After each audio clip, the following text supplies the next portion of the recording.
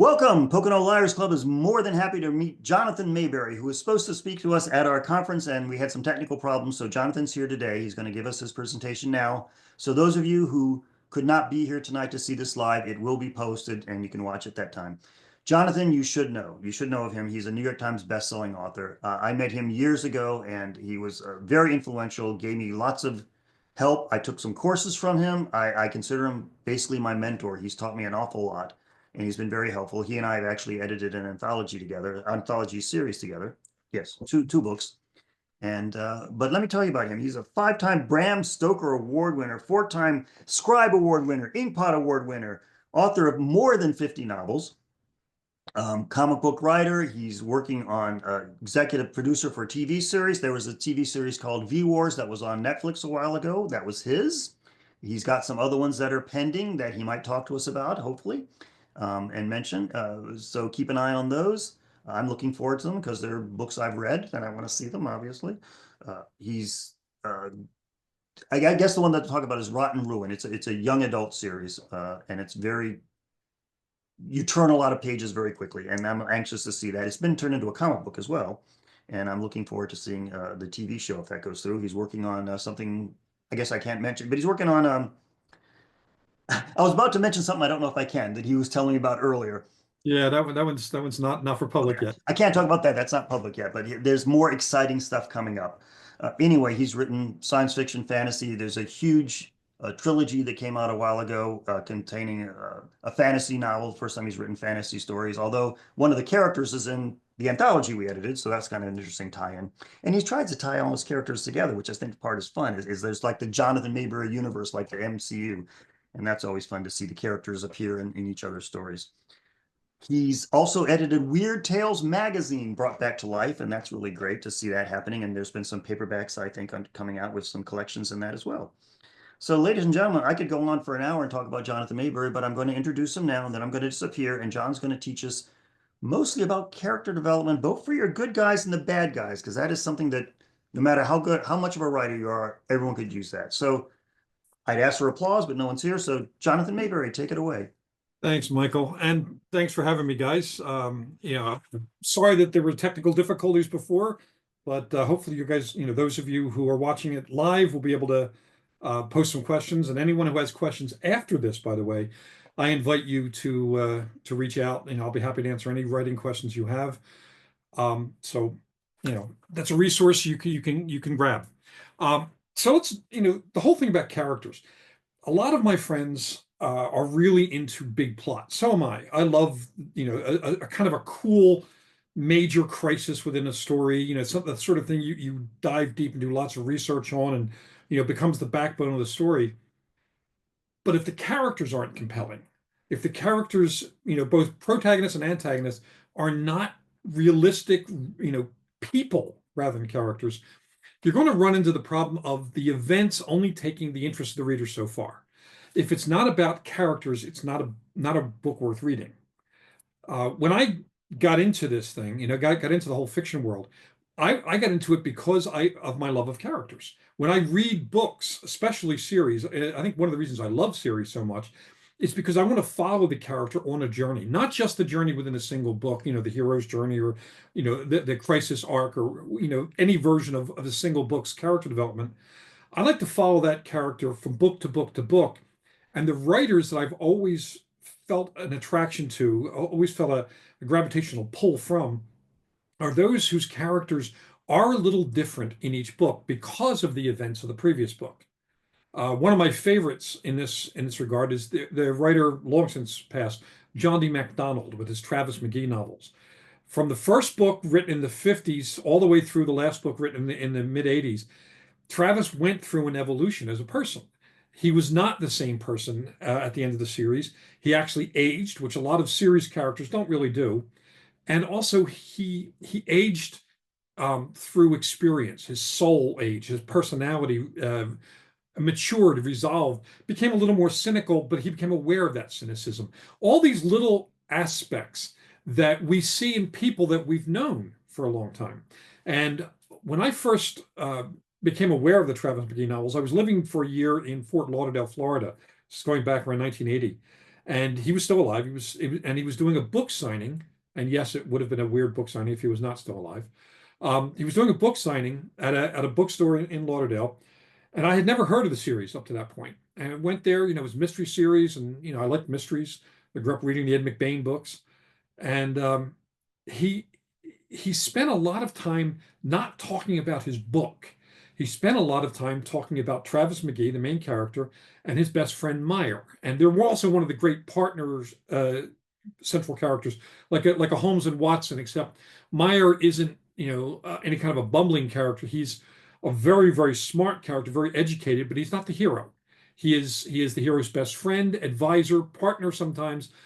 And when he was first introduced, interestingly enough, the character of Meyer, he was introduced as a mention in a previous book. And he was already mentioned in a way that made you intrigued. I mean, he was the kind of character who could walk down a beach and collect people the way a blue serge suit collects lint. It was one of my favorite lines because you can see that. There are some people who have that kind of personal magnetism where people are naturally drawn to him. In another book, it was mentioned that he is the kind of person that people ask questions of because he looks like he knows. We all know someone like that. Those little character insights did not come out of the blue. And one of the things that John talked about during that signing was that he based all of his characters, every single character from the major characters in the story to even the supporting characters, even incidental characters who show up in a single scene, all of them were based in whole and part on real people. When I got into writing fiction, and my first novel was published in 2006, I was a nonfiction writer before that. The first thing I did as I was casting, the book, the first book was Ghost Road Blues, set in a fictionalized version of New Hope, Pennsylvania, a town called Pine Deep in my version. Every single character I created had a basis in real life. Now, we all, to some degree, usually infuse our protagonist with some degree of character elements from our own lives. Writing is cathartic, but it's also therapeutic to explore our lives through fiction. I picked two characters to do that with. My two of my the main protagonist and the secondary male protagonist are both based on versions of myself, and that's a great starting place for writers because I know the changes I went through in life. I know the forces at work in my life as I grew, the mistakes I made, the things I did right, things I did wrong, the people I knew that I could remember the moments of impact where there was a collision between, their asteroid and mine, sending me in a new direction. So one of the characters is a guy named Crow, and he is a version of me that might have happened if life circumstances had been different. We both came, because he reflected me. I grew up in a very bad neighborhood in Philadelphia, Kensington. If you've ever been there, I'm sorry for you. If you've never been there, for God's sake, don't go. It's still listed as, by the way, the most dangerous neighborhood in Philadelphia. Yay team. I grew up in that bad neighborhood. It was very racist. It was very abusive. My father was a career criminal and an abuser. So I grew up in that kind of an environment. But I had started martial arts kind of on the sly, with my neighbor, my best friend who lived next door, and his dad, and then later on at the dojo they went to. And I had that structure of martial arts around me as the abuse began, and it's what ended the cycle of abuse when I got old enough to be able to kind of push back against my father. But I wanted to explore what would happen if that wasn't there for me. And I had the character Crow have a similar childhood. And instead of having the structure of martial arts, he found solace and comfort in a bottle. And he became an alcoholic. And that became a defining characteristic for him. He lost his friends, he lost his job, he ruined himself. Then he got sober and rebuilt himself. And our story takes place during kind of a midway phase in him rebuilding himself. It was interesting for me because his actions, even the bad choices he made, were in keeping with my thought patterns at different phases of my life. So I was able to write it with a sense of realism because I knew what caused those reactions or what created a temptation that I faced and made a choice to go this way or that way. So it was very educational for myself, to see what might have happened to me had I gone a different direction. Now, I'm the youngest of six. I had four older sisters and an older brother. Two of my older sisters did get into addiction because of the abuse that we suffered. My older brother went to Vietnam, wasn't there during the cycle of abuse, but spent a couple of tours in Vietnam and came home as damaged goods. And his experiences, an idealistic kid going, into the Air Force with the hopes of, who gets killed in the Air Force or in Vietnam? He was going to be a mechanic or a combat engineer is what they made him. And then he went in with all his friends, hoping to avoid the war, and all of his friends died. And he went through the guilt of he talked his friends into joining with him so that they would all escape the draft and not be in the infantry, and yet they all died. He was the only survivor, and he had that guilt that lasted his whole life. I've built several characters on him because it was my way of understanding post-traumatic stress disorder outside of my own life. And it's there are very few people in life who go through any kind of childhood or even young adulthood without taking some scars, whether physical or emotional. And I saw my brother go from the idealistic 17-year-old who got permission to enlist early to the guy who came back, an addict, grief-stricken, guilt-ridden, and then, 3 years ago committed suicide because he couldn't get rid of the ghosts in his head. I've written about that. I've taken that experience and turned it into short stories. I've taken that type of character and made him, in one way or another, an element in at least 7 different works that I've done. Because if you base something on a person, and my brother had he was 10 years older than me, he had a long life, he died in his 70s.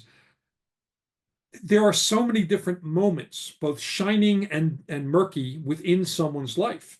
And that allows me to be able to draw on those experiences. Also, when you base characters on people you know or on yourself, you also have the opportunity of knowing how they react in different circumstances. I'll use an example of myself, the other character based on myself first, and I'll tell you some others. There was also a kid in my Ghost Road Blues novel who was in the middle of going through that abuse, the violence in his household with the stepfather. And the stepfather was, in fact, based on my actual father. And there was a character moment for him that was based on a character, on a real moment from my own life that was a defining moment for me. And unless you've gone through it, it's hard to imagine it in someone else. That moment was my father, I'm 6'4" now, but when I was a kid, I was obviously considerably smaller, even though I was big for my age. My father was 6'8". He was hugely muscled. He was a really powerful guy. So he was in one of his modes where he wanted to hit whoever was closest, and I was closest. And there was a moment where I saw him getting red-faced and sweaty and out of breath because I was big enough now that it was taking him more effort to subdue me by beating. And it sounds weird, but it was an actual positive moment because it was the moment at which I realized I was going to keep growing up, keep getting stronger, and I would outlast him. I would eventually become someone he could not subjugate. That moment was incredible in my life. So naturally, I had to take an important moment like that and give it to that character in my book. And I write the scene where Mike Sweeney, the kid, is going through that and realizes that he has been through so many beatings. He knows he'll outlast this one. He'll tolerate it. He'll heal from it. He'll get past it.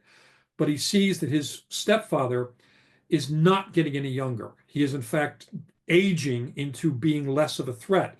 There will be the point, first of parity, and then of the kid getting older, bigger, stronger, and eventually becoming the dominant and be able to stop that cycle of violence, as I did in my own house. I stopped the cycle of violence with violence. Those elements help me form a lot of what I write. And in fact, they inform the kind of stories I write. People often ask me why I write about monsters, because I read a lot of horror stories. But the thing is, I don't. I write about people who fight monsters, and that is a completely different take. It is a different psychological approach to character development. However, having grown up with a monster, I understand some of the chemistry, the alchemy that goes on within a person's soul that makes them who they are. Because nobody looks in a mirror and says, "You are one evil son of a bitch. I want to be that." that doesn't happen. Usually, the protagonist is someone who has a worldview slanted in a certain direction that makes them believe that whatever extreme they feel they need to go to or want to go to is justified because it is their life. Sometimes it's being sociopathic. Sometimes it's being psychopathic. Sometimes, it is nature versus nurture. But, and I want to pause here to talk about nature versus nurture, because a lot of times when people are crafting the antagonist, they shortcut it by saying he was born bad or he was raised poorly. Here's the thing about that. If you're born bad, that would suggest that there was either a biological thing like a tumor, brain tumor, impinging normal growth and damaging those centers of the brain that allow for a degree of rational behavior and understanding of consequences. And there are also some chemical imbalances that can fire at different times in your life that can cause aberrant behavior. But if you look at the statistics on abuse, the the number of people who are abusers is, but without a brain tumor or a chemical imbalance, is way out of proportion to those people who have those physical deficiencies or physical impediments. Most people, they try to blame it on that, or they blame it on nurture. They were abused as a kid. Well, I was abused as a kid. My sisters were abused as kids. None of us became abusers. So there must be a third element to the equation of nature versus nurture. And once I realized that, it allowed me to get inside the head of the villains, not to identify with them, but to understand them. The third element of that, nature, how you're born, nurture, how you're raised, and choice is what you choose to do based on what you want to do, what you have decided to do. Um, and I'll give you an example of this. When I was a teenager, actually, I don't think it was 8 or 9, maybe around there. I started reading Marvel comics around that point, maybe a little younger. And in the Fantastic Four, which is my favorite comic growing up, they introduced the character of the Black Panther. Now, my father, aside from all the other horrible things he did, ran the local chapter of the KKK. When I say he was a terrible human being, I am not joking. And that was the only influence I had growing up until I hit 7th grade, because the school in my neighborhood was white. Everyone in my neighborhood was white. A lot of the guys in my neighborhood were aligned with my father's beliefs. So I had nothing to believe in other than what I heard at home or saw in the neighborhood. TV, with most of the characters were white. If there was a black person, he was either comic relief or somebody's sidekick, but you didn't see leadership characters.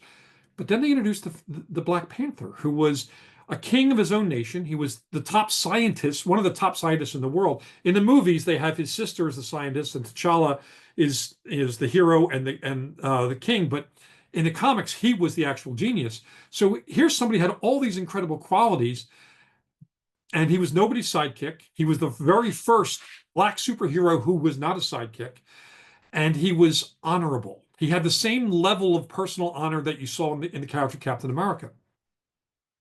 Captain America was very much a product of the 40s patriotic era, an inflexible moral compass and so on. But you also didn't see Captain America in those comics, speaking out about the Jim Crow laws, not until later on, not until the Lee and Kirby era, and even then, not for a while. But T'Challa was a very independently powerful character. So my father saw those comics. He ripped them up and belted me, his normal procedure. But I took one of them to school, and there was a librarian I went to John Paul Jones Junior High School, not a great school, but a racially integrated school, not fully, but enough that I was meeting people of color for the first time in my life, and was making friends with those people. And I showed this comic, this Fantastic Four comic, to the librarian, and she said, "Well, that particular comic is about apartheid," which I had never heard of. She explained. Then she asked me if I knew about the Jim Crow laws, and I didn't. She explained that. She explained to me about the conundrum of racism, of intolerance, of hatred, of whatever does not look like this in the mirror. And we're seeing a lot of it, politically right now, going around the world and around the country. That kind of hatred is unfortunately a common thing. Some people try to blame it on socioeconomics. It goes much, much further than that. the character of the Black Panther began pushing me away from my father's ideological view. I could have chosen to stay there because that was the nurture that I had. That was what I was trained to believe. But the comic and the conversations with the librarian and meeting people of color in school changed or offered me an opportunity for change. It showed me these people were not the badly drawn black and white, literally black and white characters in my father's various rants. What they were is people with their own individual complexities, good and bad, right and wrong, and it encouraged me to think for myself. So I chose not to hook myself to my father's star, and I began moving further and further away from him. That happened because two white guys in New York, Stanley and Jack Kirby, created a character to challenge the viewpoint of character identification. You know, before them, black meant punchline, someone to scorn, someone to hate, someone to abuse, or sidekick, and nothing beyond that. And they created a hero. They showed that the character who was black could become a hero, could be innately honorable enough to be that. It was one of the most incredible moments. Within that same comic series, they created a villain named Doctor Doom. And he is the most famous of Marvel's villains. He'll be in the upcoming next Avengers movie, I believe, Doom War or Doomsday. And when they presented that villain, at first he was a raving maniac who was just revenge driven. Something happened and he blamed Reed Richards, the head of the Fantastic Four, blamed him for things, and all of his evil master plans were about proving that he was smarter and better than Reed Richards. And it was a one-note villain to the point where other writers and other comics within Marvel started using him because he was easy to use because he didn't have to put any thought. He was a guy in a mask who was filled with rage. He was a scientist. He had robots and everything else. And it was just rinse, repeat, no depth. And then there was a run of the comics, I believe it was issue 82 to 86, around late, I think it was the end of the 60s, beginning of the 70s, where Stan Lee decided to give Doctor Doom some dimension. There was a scene where he invited the Fantastic Four into his country as another trap, of course.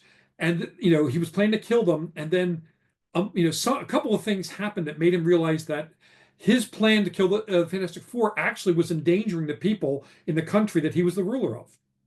That was a big moment because never before had he shown any compassion to his people. They were lackeys, slaves, they were minions.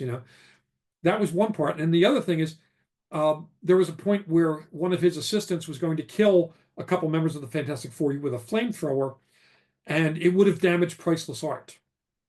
And so he stopped that from happening. Now, those two things, the regret over his actions about people and his understanding of art, were both there to kind of frame a bit of a change of heart. The thing about protecting the art, yeah, that's all well and good, matters less to me. The fact that he was able to have the first demonstrable empathy toward people was huge. As a result, that character became a much more complex villain, and other writers from then on began grabbing him to use him as a villain who is far more gray area than he is black, than he's villainous, completely villainous. They had the character Namor did the same thing. When his character was introduced, he was a villain, and then we realized that he was simply a person who represented a kingdom whose whole world, the Undersea Kingdom, had been destroyed because of human pollution and so on. He was a villain with a point of view. That was dimension. And that was the first time in comics villains were given dimension. And comics were intensely important to me growing up. Recently, I actually wrote the foreword to a book on the psychology of Doctor Doom, written by Dr. Suzanne Flores. And a lot of it had to do with what I did with Doctor Doom when I became a writer for Marvel. I had the opportunity, I was asked to use him as the villain for my first run on the Black Panther comic, but I didn't want to make him, again, a totally bad guy. If you've ever watched the movies, you know about the metal vibranium, most powerful metal in the world.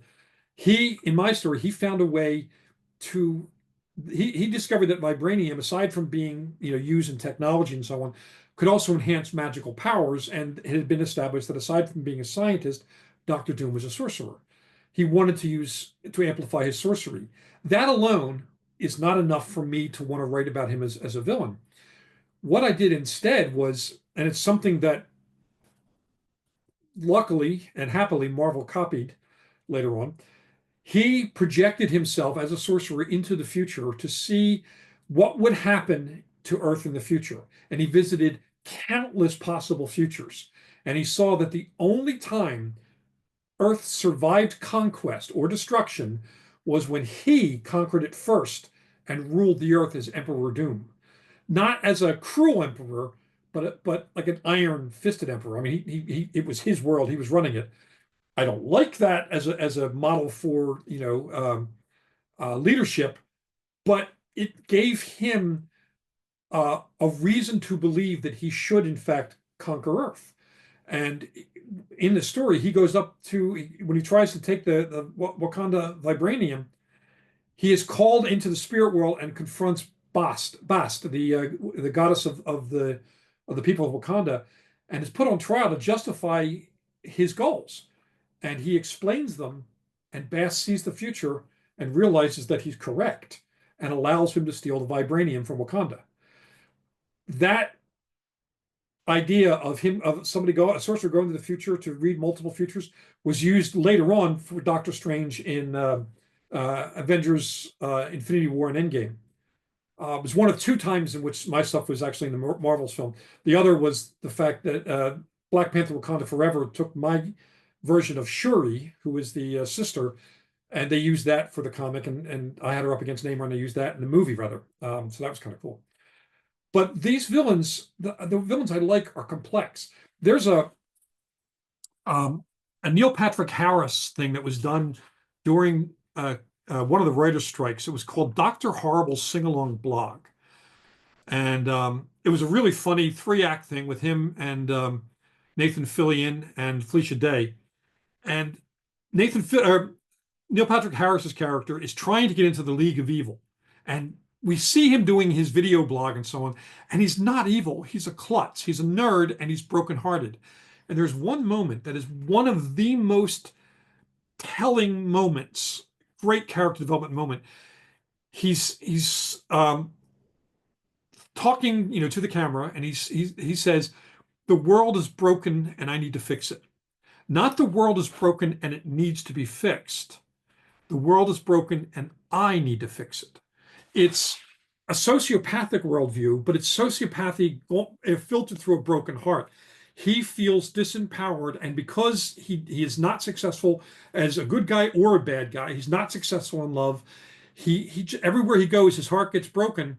It is making him feel that he needs to change the world so that he can have a place to live in it, a happy place. That is brilliant character development. The world is broken and I need to fix it. His worldview is shaped such that he feels that if he prosecutes that worldview, he'll become happy. And in a lot of villains, the better drawn villains, for whatever reason, their worldview is such that they feel that they need to change things by whatever force is necessary to make the world fit right. That is complexity. That is dimension. And once you've begun to develop a villain with that kind of complexity, there's no end to the journey through that territory for you. You can go in and make all sorts of reasons for him to continually justify it, because just saying I want to have an evil master plan and do something is the sort of thing somebody would say in the heat of a moment. But think about all the months and years, the investment of time, effort, and money it takes to develop a master plan. There are plenty of moments where you would have to be confronted with, what the hell am I doing? Why am I doing this? Am I doing the right thing? By allowing for the person to be damaged, not merely driven, you're getting the opportunity to right the things that he sees, that there's moments of questioning, and how he stays the course, how he continues to do what he does. Now, granted, there are some villains who are villainous because they're corrupt. Greed and stupidity have a lot to do with criminals all over the world. Power, the love of power, is an incredible driving force too. And power is, the love of power is also built often on greed, and greed is insecurity. Insecurity is fear. So fear is the basis for a lot of this stuff. Your villain should have at his core or her core a fear of something that makes them so determined to change things that their fear is gone. That allows you to build a villain of dimension. For heroes, often heroes are reactive to the villain. So a lot of times we build the villain first, and we build the villain's worldview out within our planning structure for the novel so that we understand why this person would go to these lengths. Then we need to figure out, well, what kind of ordinary person would go to great lengths to stop them? If it's a cop and a criminal, all right, it's partly a paycheck. That's his or her job. But at the same time, there are cops who go the extra mile, who work the extra hours, who take their job home with them and so on. And, it sometimes consumes them. That's been done pretty well so far. Seeing the broken-hearted cop, Die Hard is a great example of the broken-hearted cop. He's trying to make things right with his wife. He flies out to the coast, trying to hope that things will get better, gets caught up in a situation, and his skill set allows him to triumph as a hero and wins her back until the next movie. Of course, then he has to lose her again because that's movies for you. But he has a reason for what he's doing.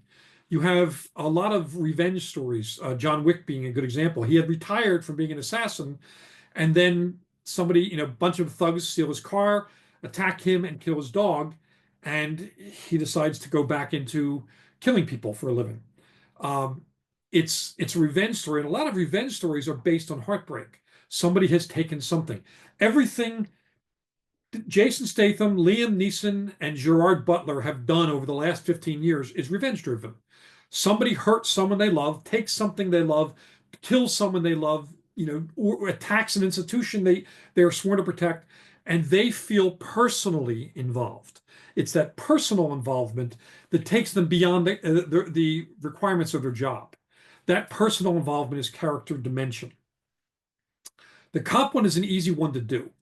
But let's have an ordinary person.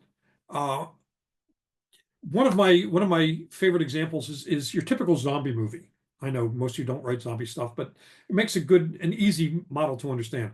First, in zombie movies, once the zombies are there, you kind of get it.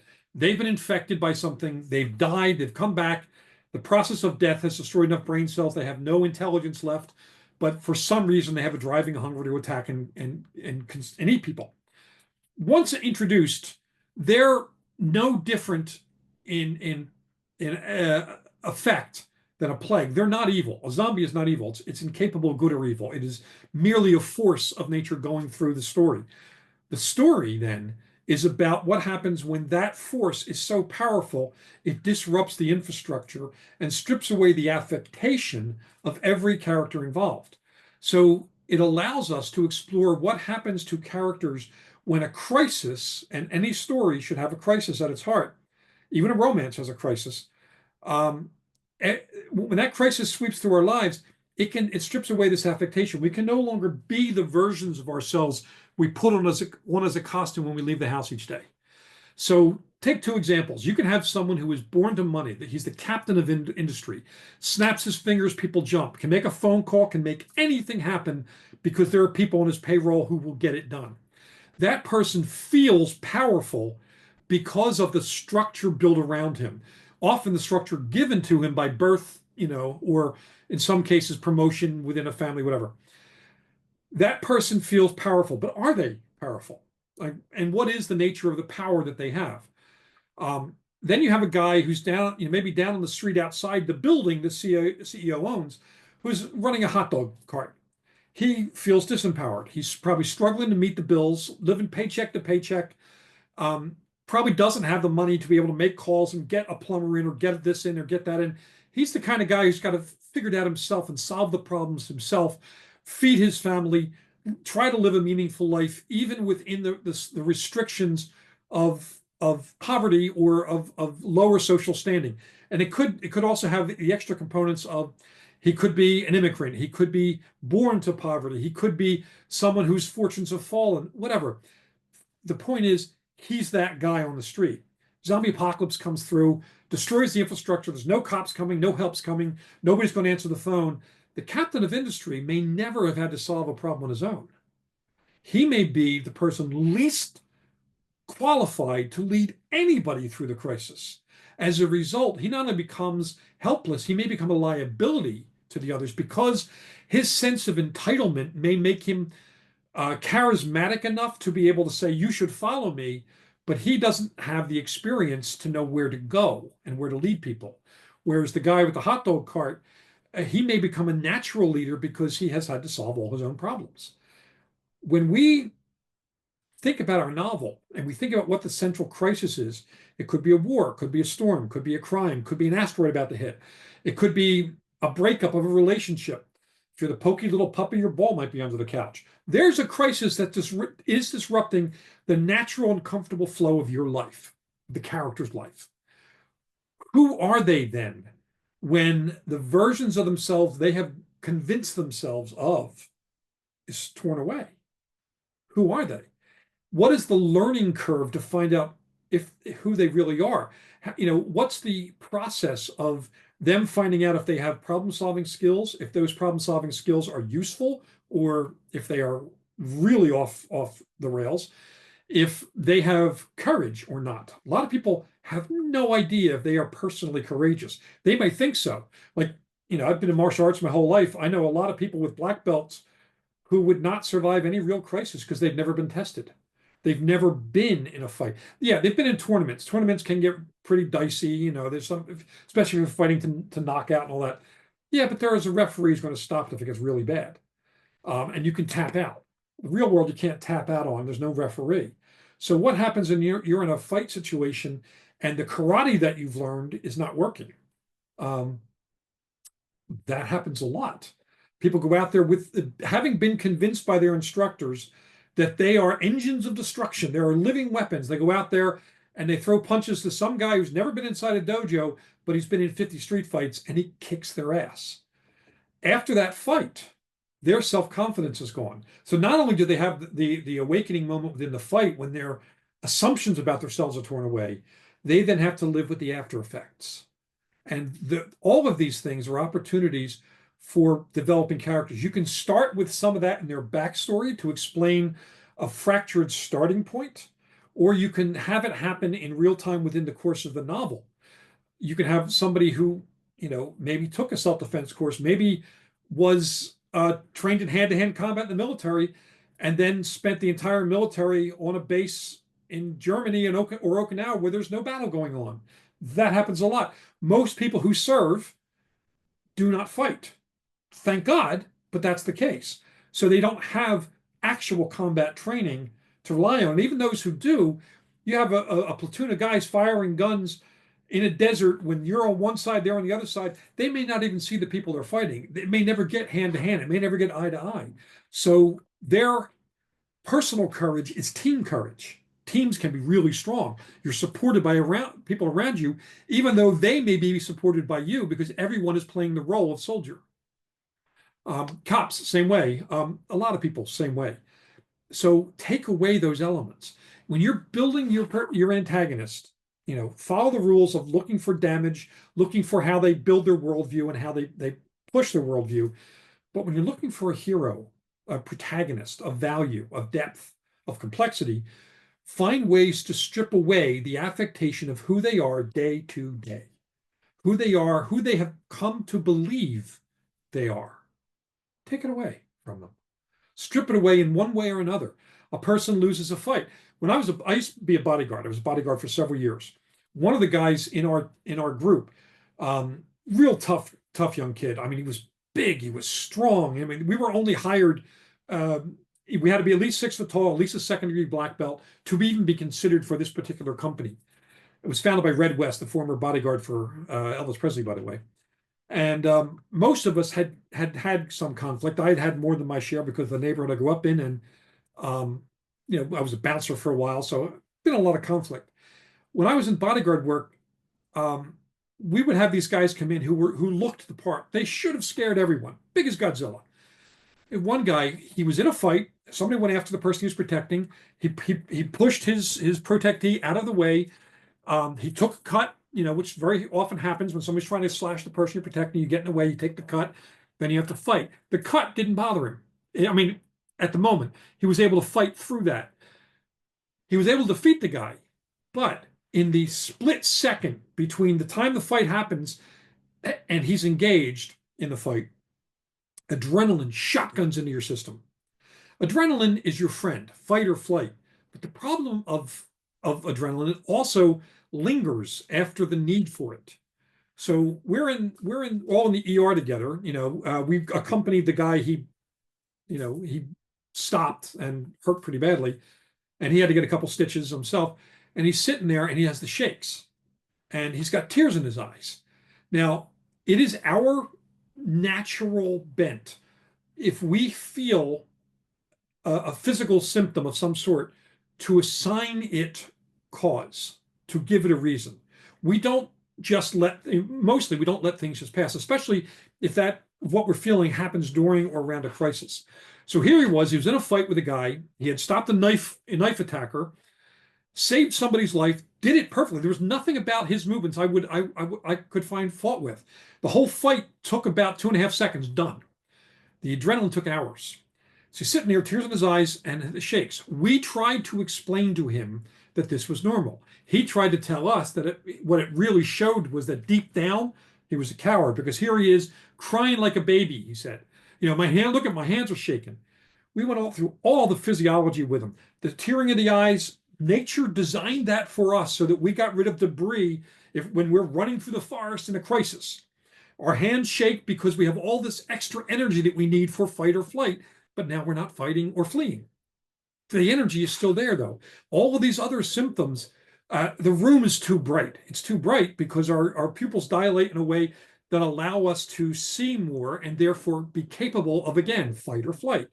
All of the symptoms that are natural to that chemical release in the system are explainable by chemistry, by biochemistry. We even had a nurse try to explain it to him. He didn't buy it. Next day he quit.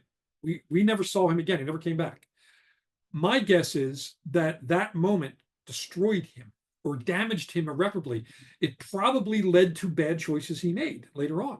Certainly would have led to insecurity. If he had recovered from that, even if he still quit, he would probably have stayed in touch with some of us. But he didn't. He took the moment and became the thing that he feared because he wrote the script for himself based on what he was feeling. Now, I can take his character, and I have in stories, and build it into characters who are going through crisis and doubting who they were. If you get somebody in a story and they encounter something violent, whether they win or lose, that is something you should explore. You don't have somebody get into a fight and then next chapter they're fine. It always cracks me up. And much as I love the Spencer novels by Robert B. Parker, he'd kill half the people in Boston, and the next day he'd be at the gym or he'd be with his girlfriend, and everything would be fine. No.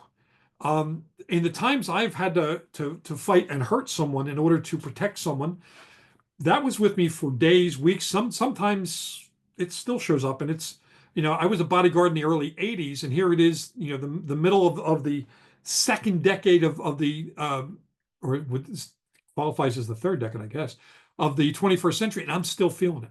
I'm still feeling it nearly 50 years later, because it leaves an emotional scar on us. Those scars are gold for a writer. Look for them in yourself. Look for them in other people. Talk to other people about things they've gone through.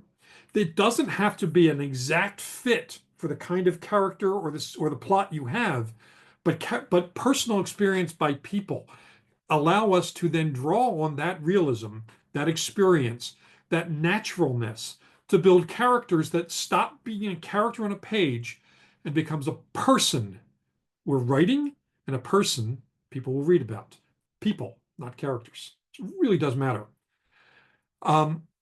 When you're doing supporting characters, same thing. A lot of people make the mistake of getting a supporting character who is there basically to deliver lines.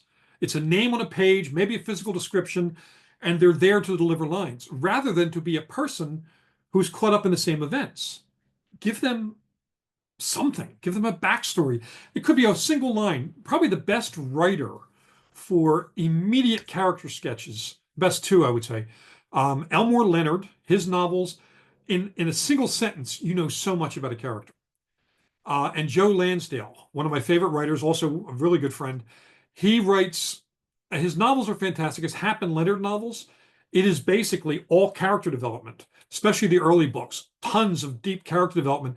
And the characters are a mess. The Hap and Leonard, they did 3 seasons of it on TV and they captured it pretty well, but it's a white male liberal and a black gay Republican in East Texas who become friends because of having met a certain way at childhood and becoming friends, and then together solve crimes. They are not idealistically, they're not politically aligned. They don't even like the same music, but on a level of humanism, they're brothers. They become brothers. That complexity was drawn really well from book one, Savage Season, and continues to evolve throughout the series. Even though it's a comedic series, has a lot of humor to it, underneath there is a level of heartbreak. If you're going to really want to mine the books for true depth, read the first 3 books because there are character growth moments in all of them. Like one character finds out about a relative who apparently is a criminal and a terrible criminal, a murderous pedophile, and he's trying to deal with that. It's his last living relative, and he's trying to deal with it. But then again, he also wants to investigate whether it's true or not. The process of him doing that is heartbreaking, empowering, disturbing, something you want to shout about in both positive and negative ways. It's brilliant. And the backstory for the white character, the choices he's made in terms of his relationships.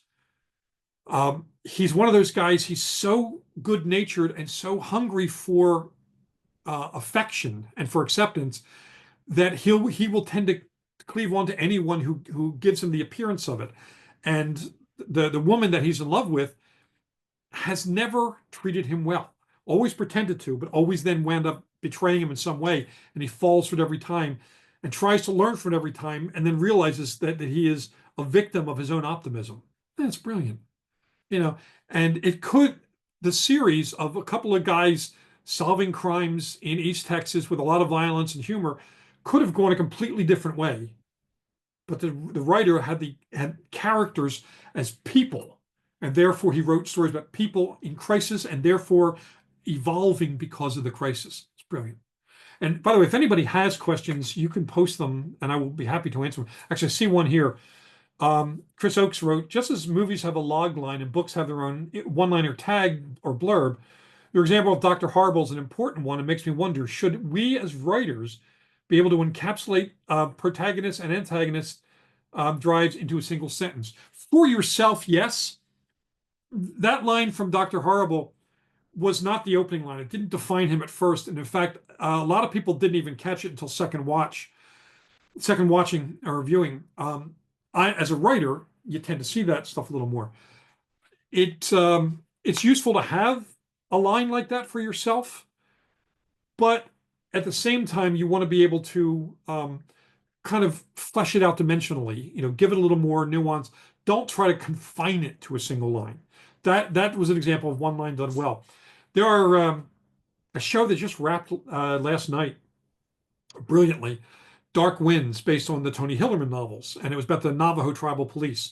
Each season, they've gone into the motivations of the main characters, Joe Leaporn, Jim Chi, and Bernardino Manuelito, each one of them making choices that are both good and bad, and the consequences of them. Even the good guys can make decisions that seem right at the time, like taking revenge, but that kind of thing always leaves a mark on themselves and on people around them. And throughout the 3 short seasons, are only like first 2 or 6 episodes, second one is 8 or 9. The character growth is incredible what they're able to put in there. Now, granted, the actors do a lot for that, but the script gives the actors tools to work with, and the novels gave the script writers richness with which to work. There's another question here. Michael asks, your stories always start strong, deep in the action. I know this is about characters, but how do you make a character care about the action when they really don't know the character yet? Action starts with characters who things are happening to. Like if I'm starting a book with a team going in to do a mission, like in my Joe Ledger novels, there are going to be moments within those scenes where we're seeing the emotional reaction, positive and negative fears, a little bit of the trash talk that goes back and forth. If you've ever been on a sports team or the military or cops, trash talk is often what happens when people are nervous and they're trying to make themselves sound tough, so they trash talk back and forth. So I use a little bit of that too, because that trash talk is a defense mechanism. And if you know that, you can sculpt the trash talk so that it shows that they are trying to be tough in the presence of each of their friends. And if their friends aren't calling them on it, then the reflection of what they want to see in themselves is somebody who is tough. But there isn't all that. And even if they are tough, even if they win and do good stuff, there's still moments of vulnerability. Often it's when a character gets to the moment where they're going to pull a trigger or do something of consequence, when they realize that this is going to change lives. It's going to change the life of the person they shoot, change the life of the person they're rescuing, and change their own life. And those things are baked into the scenes, even when action is happening. If I don't want to dig deep into character in action, then the action is going to be from a more of a third person, very distant point of view. But I tend to lean in with an omniscient point of view in third person, or a fairly omniscient point of view in first person, because I do want that. Another thing you can do, and I know we're running short on questions here. So there's more questions. Scroll up. Hold on. Let me see here. Oh, there are more questions here. Okay, hold on. Michael asks, do you think it's important for the protagonist to have a serious faults and problems to be believable? And how do you balance that with making them likable to the reader? Well, I would argue that a character that is completely faultless, without scars, without flaws, isn't likable because it's not relatable. Who the hell knows someone like that? If anything, that person would be kind of a punchline. Most people have flaws, so they should be built into the character. Like Joe Ledger, his character went through trauma as a teenager, and as a result, he is psychologically fractured. There are three different people living inside his head. The difference is he's learned to manage them and work with those schisms rather than let them destroy him. But he gets damaged, and early in the first Joe Ledger novel, he's talking to his best friend who used to be his therapist, and one of the early conversations is that violence always leaves a mark. Always. Nobody walks through violence unscathed unless you're a complete sociopath. And most of us, hopefully, are not complete sociopaths. So that's already built into it right there. But yes, I think you need to know what your character's faults are and build them in, and flaws are. They don't have to be so vile a flaw that they become unlikable, though you can do that too. In my Rotten Ruin series, my main character, 15-year-old Benny Amora, is not likable at the beginning of the book, deliberately. His worldview is corrupted by his own hatreds, doubts, and also by things he misunderstood. Very similar to my own worldviews as a kid. But when he sees that the world is different than he thinks, we can then follow his process of evolution. You do not need to start with a character who's well balanced. You can start with a character who has damage, but learns from it and grows from it. If you do that, I would suggest you have a supporting character early on, as I did with Rotten Ruin, who is very likable, because there's a kind of a tacit approval of the unlikable main character because the likable one likes him. So if he likes him, there must be something we're not yet seeing.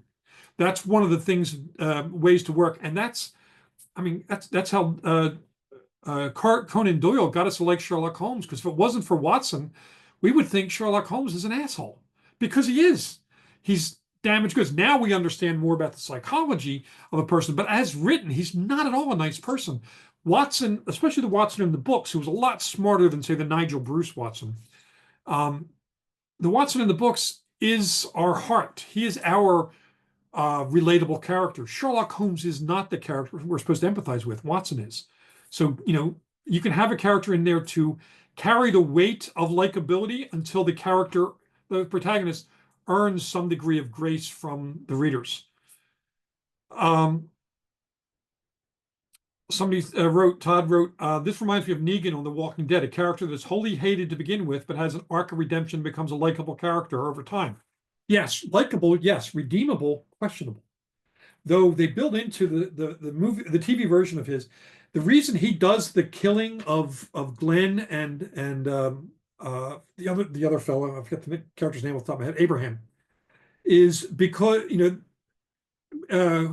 we see him from the point of view of Rick and so on, and Negan's only a villain.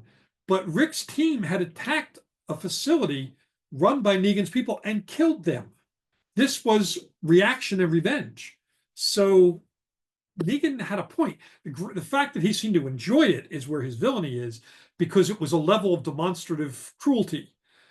But yes, we see some later on. We see some of his backstory. What he went through with his wife dying of cancer and so on and becoming a zombie does not excuse what he did. It explains it. And that's important. You can explain villainous behavior without excusing it by simply showing the forces that built them who they are. His redemption arc is one where he may never ever earn, say, Maggie's approval or forgiveness. I'm not sure that he should. He killed her husband. He killed the father of her child. And he's done a lot of harm since. The fact that he's trying to live a different life now is interesting because it shows, especially in the trailers for the second season of Dead City, that he's being possibly drawn back into the role of the Negan he used to be. Is that a game he's playing, or has he fallen from grace again? Very complex, really well written, a lot of fun. But yeah, we can play with those characters. Let me see if I have more questions here. Michael writes, sometimes it seems like our real life villains, certain politicians I could name, are one-dimensional, who only want power. But am I not just looking deep enough? Is there something in their backgrounds that make them that way? Yeah, you can take a corrupt politician and scratch the paint and find what's underneath. It doesn't justify, no matter what they went through as a child, it doesn't justify what they've become. That goes into the nature versus nurture versus choice thing. Based on what they feel was not given to them, or not, or how they were treated as they view it unfairly, they have become unfair themselves and they treat other people badly. But that's a choice they made. They leaned into that choice. And if they are a true sociopath, they're supposed to be incapable of recognize other people as truly human. I'm not sure I entirely buy that, or if I do, I'm not sure that excuses the behavior. Probably does not. So yeah, you can still hate villains, real world villains, but it is important to understand them. And by understanding them, it opens up possibilities for how they can be handled and possibly even defeated. The more you understand the person inside the armor, the more you understand how to hurt that person, because then it'll point an arrow to where the chinks in the armor are. Do we have any more questions here? Let me see if we have anything else. Now I'm going to put up a link. I just put a link into the chat. That link goes to a page on my website that has free stuff for writers of all different kinds. Just take what you need. But the hero villain thing, I'll just wrap it up with this. And again, I invite you guys to send me emails. You can get my email from Michael. If you have questions about writing. The only question I guarantee we'll get a no is, will you read my book? I don't have time to. I'm too busy to do that right now. But I will always answer writing questions now or whenever, because we want more people in the business. But I encourage you, if you're trying to get into the writing business or trying to deepen your footprint in that business, to look at your characters, and if you have the opportunity to do a new revision pass, do it. And then during that pass, take each individual character, base them in whole or part on one or more real people, and then follow that character through the book, one character at a time, making subtle changes to deepen who they are. Do it with every single character. It's worth doing a pass like that, because it not only changes their personality and their motivations, it also will change things like the way they speak. Everybody has a slightly different way of speaking. Some people are really quick, and some people speak very slowly and carefully. Some people have accents. Some people are very clipped. Some are insecure. You can listen to the people and get vocal tics as well. Gestures, physical bearing, clothing, hairstyles. Base them on real people so that the characters in the book become a cluster of human beings that the readers have multiple opportunities to find one they can relate to, or find multiple ones that they can relate a little bit to this guy, a little bit to that guy. Look how many people related to Dr. Lecter, Hannibal Lecter. He was polite, and we are responsive to politeness. He seemed to like and care about Clarice Starling. Yes, he was manipulating her, but he seemed to care about her. So that shows signs of him that he could not be fully sociopathic. He was probably more psychopathic, but with some human characteristics that are admirable. And we're to the point we're even rooting for him. If you see the movie, he's going after the warden of the prison with every intention of killing and eating him. And we're rooting for him to do that. And the warden was being a tough warden who has a prison of psychopaths and mass murderers. He's an asshole, but he's one of the good guys. But it was written manipulatively so that we then actually find something to relate to more in Hannibal Lecter than we do in the warden. There's one more quick question here. I find there's a double standard rooted in sexism, even when it comes to writing female characters. For example, when a complex female character is resolute or tough or no nonsense, a woman is considered bitter. Far too often, that is the truth. Confident women, bitchy. Also, far too often. Driven, must be emotional. Detail-oriented, she's nagging. Focused, controlling or cold. How can we write or unpack these character traits while still protecting our female characters from having their complex nuances dismissed? By leaning into those nuances, by showing the compassion, by showing their strength. It doesn't have to be, done with a hammer. You can have a character that is business driven and really strong, but at the same time, she has the compassionate side. She has her insecurity. She has the things she likes and dislikes. She has friends who see value in her. It doesn't have to be the one note. And that is one of the problems when a lot of men write female characters. They hit one note. She's a strong woman of business, therefore she's bitchy and driven. Okay, what made her maybe angry? Could it be that she was harassed, misused, thought less of, or had to work harder because she's female? Okay, let's explore that. What gave her the strength to work harder with all of that sexism directed at her? What makes her continue in a job even when others are given promotion that she's passed over for because it's a male-centric company or male-centric Congress or whatever it is? What the nuance can be her, can also be the characters around her, because we see how they are reacting to her and trying to put her in a box with a label, and how she tries to navigate that and still have a meaningful life. It becomes a richer story when you're giving a character that is built on richness and built so that we see the damage and we see the way in which they cope with the damage. Unfortunately, there are few women I've ever known who get through life without scars. I had 4 sisters. Believe me, I've seen the damage emotionally, physically. I taught women's self-defense for 35 years. I've never met a woman who has not been harassed in some way, often multiple times, sometimes every friggin' day. And yet there are some that still manage to be joyful, some that manage to be powerful within their life, even when people are trying to take their power away. When I write about women like that, what I do is I interview people. I did a subplot in one of my novels dealing with a lesbian and a bi-curious woman who's married, and in her heterosexual marriage, her wanting to maybe date a little bit, to see if maybe she's bi, because she's pretty sure she is. As even a well-intentioned guy, I would write a cliche version of that if I tried to write it without asking questions. So instead, I use social media. I asked, is anybody willing to be interviewed whose life experience matches one of the 2 characters? Interview, privately, of course. I did it via email, so they could be comfortable answering their questions. And I listened to the answers. I wrote something I wrote something about characters based on what I learned from people whose experience that is.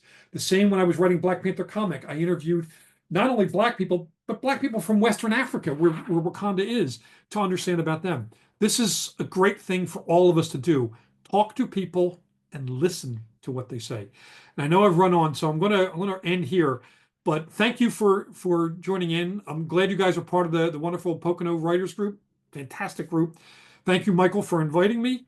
And if anyone, wants to continue the conversation or ask another question, I am easy to find and happy to help. Take care.